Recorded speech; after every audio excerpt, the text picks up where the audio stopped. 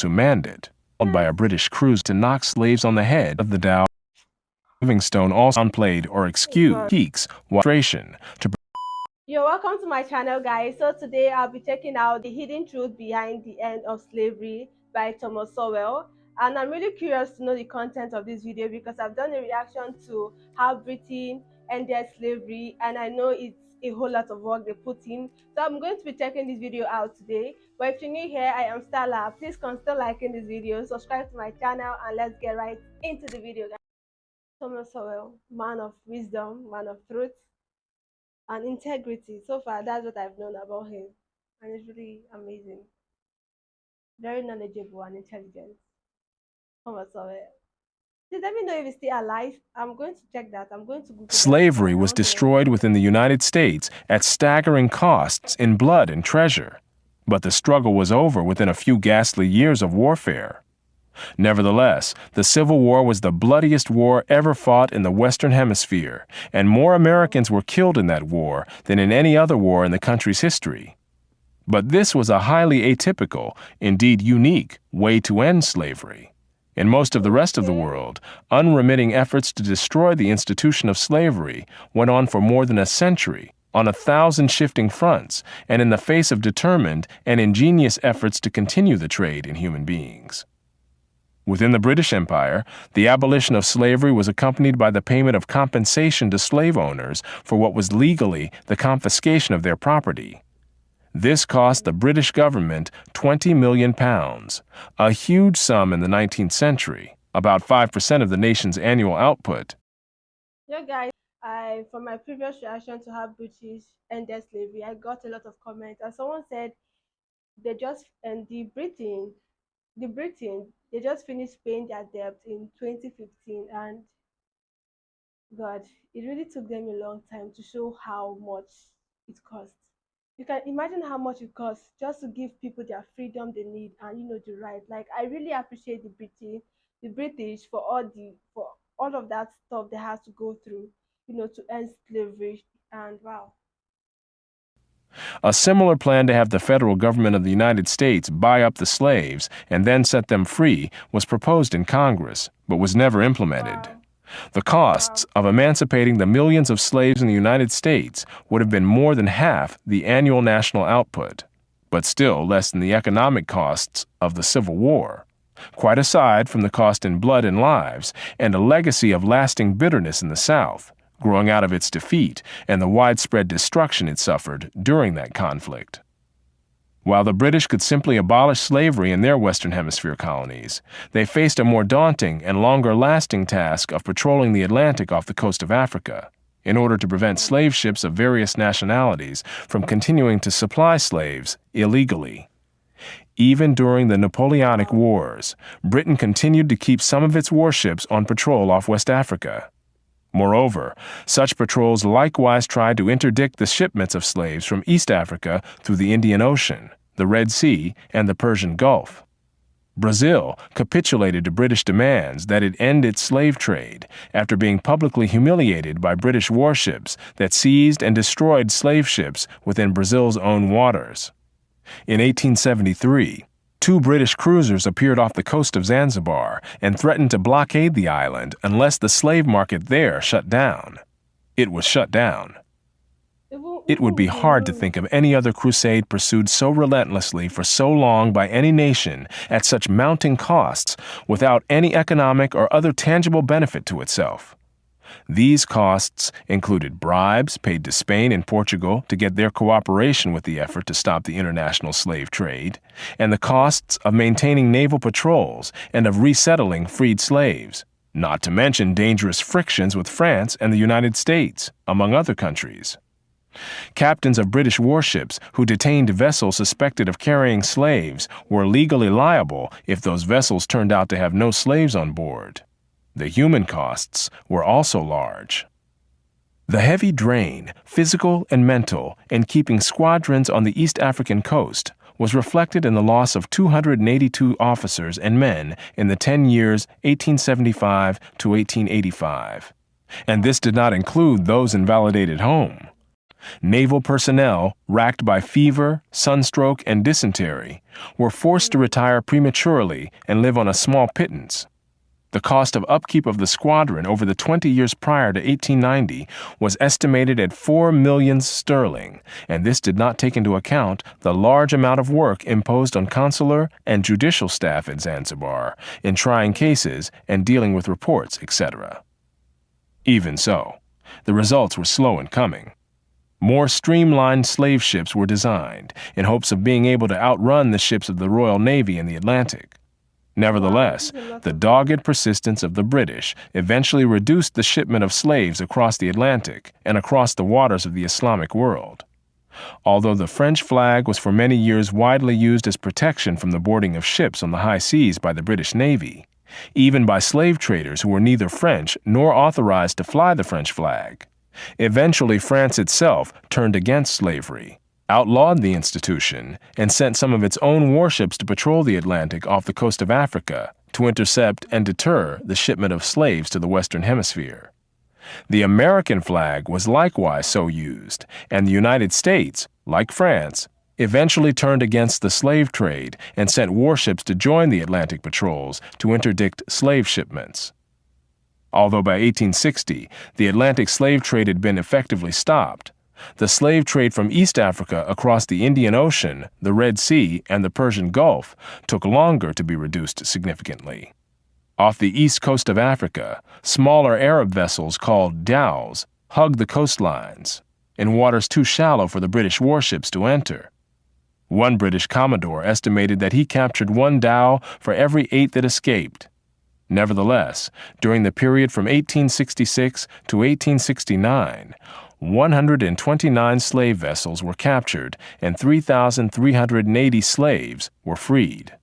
When the threat of being boarded seemed imminent, the Arabs would throw slaves overboard to drown, rather than have them be found on board, which could lead to British seizure of the vessel and punishment of those who manned it. The worst that could befall the slaves was when the slaver was overhauled by a British cruiser, and they might then be flung overboard to dispose of all evidence. Devereux mentions a case where the Arabs, when pursued by an English cruiser, cut the throats of 24 slaves and threw them overboard. Colomb also states that Arabs would not hesitate to knock slaves on the head and throw them overboard to avoid capture. Because there were only a few naval... It's crazy, guys. Why are you doing it? Why are they doing that? Oh, God. It's crazy to see the extent at which humans can be wicked. You know you'll be held for this. So why are you still doing it? And you're okay, these people you're oh my God. I don't know, this is just so sad. It's so sad. Ships available to cover a vast expanse of water in this region. British warships would often launch smaller boats to engage the Arab slave dhows. In these cases, as one study put it, the slave traffickers frequently did not hesitate to attack boat crews in defense of their profits. Battles between the Arabs' vessels and the smaller British craft were especially likely when the larger ships that launched them were too far away to reach the scene in time to join the battle. In other cases, the Arabs fled even from the smaller British vessels. An episode in 1866 was typical. On 26 April 1866, the Penguin set out after a dhow and fired several shots in an effort to make the crew come to. When the dhow failed to lower its sail, Gartorth felt certain that she was a slaver and ceased firing for the sake of the slaves on board. However, he managed to close with the dhow, which then made for the rocks through a heavy surf. By the time the ship's boats could be lowered to follow, the Arab crew had fled, but the pounding surf made any attempt by the slavers to salvage the human cargo too dangerous. To their horror, the boat crew found that they too could not reach the dhow, which was rapidly filling with water, drowning the slaves. The boat officer decided that he could not risk coming in close to the dhow, but several of the crewmen of the cutter recklessly dived in and swam through the surf to the dhow. In a remarkable display of courage, the sailors managed to bring 28 of the slaves back to the boat. But the dhow appeared to have had more than 200 slaves on board, and most died in the pounding waves. In another episode, the Arabs' ruthlessness toward the slaves was further revealed. When the Daphne's cutter captured a dhow with 156 slaves on board, many were found to be in the final stages of starvation and dysentery. One woman was brought out of the dhow with a month-old infant in her arms. The baby's forehead was crushed, and when she was asked how the injury had happened, she explained to the ship's interpreter that as the boat came alongside, the baby began to cry. One of the dowmen, fearing that the sailors would hear the cries, picked up a stone and crushed the child's head. This was not a Oh my God. Oh my God.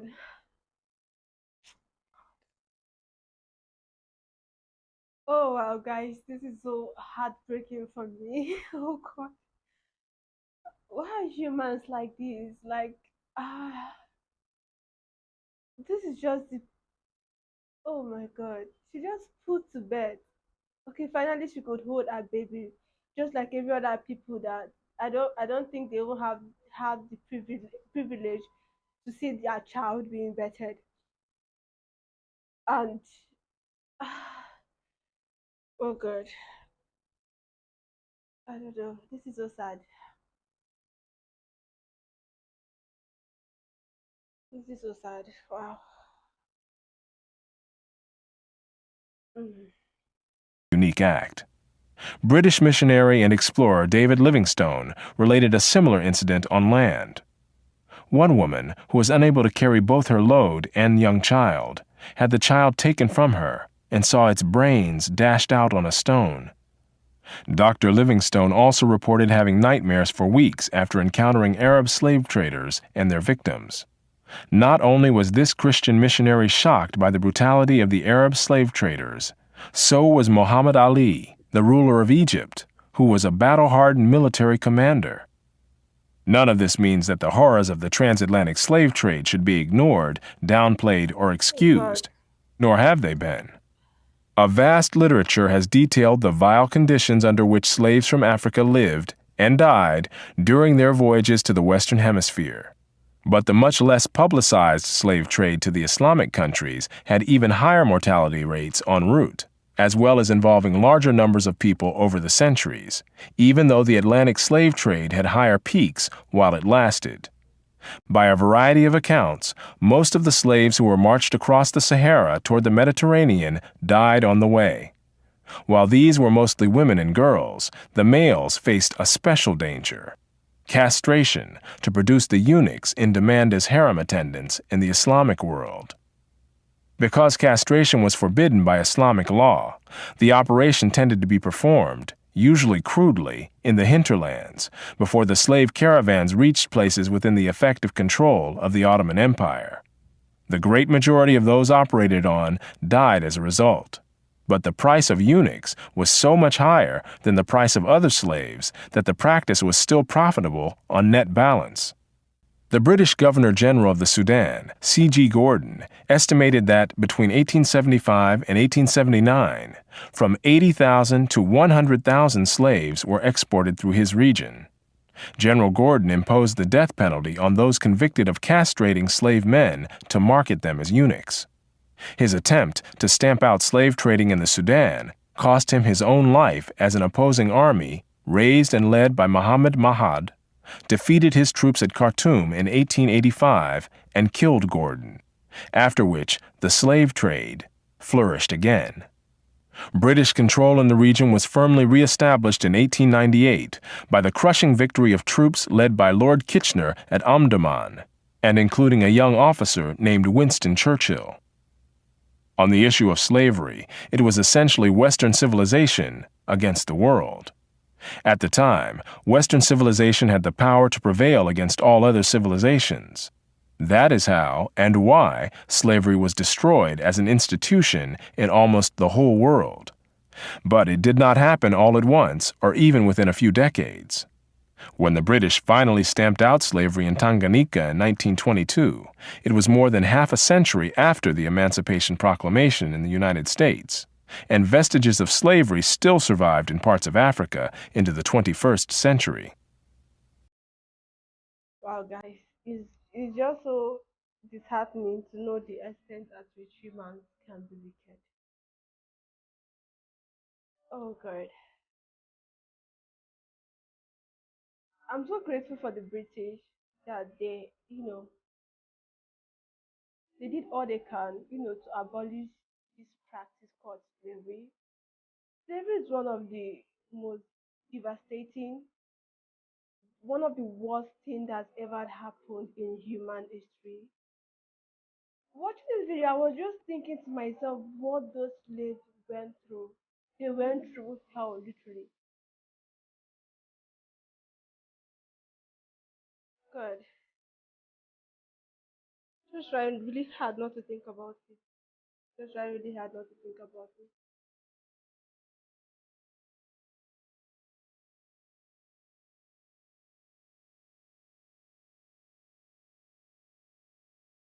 Like guys, this slave, they went through a whole lot. They went through a whole lot. They went through things we can't imagine, through things we can't say with our mouth. Just imagine capturing grown men. Okay, they are slaves, and turning them into eunuchs.